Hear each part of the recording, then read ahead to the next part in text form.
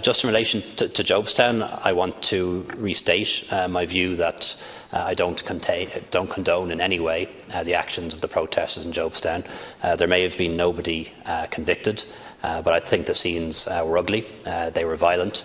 And I was particularly struck by the moment when there was a vote taken as to whether the two women would be detained or not all night. And that, to me, was more like a scene from Lord of the Flies than a scene from a peaceful protest. But I do think, Deputy Martin, there's a world of difference in commenting on a trial that's over and a trial that is underway.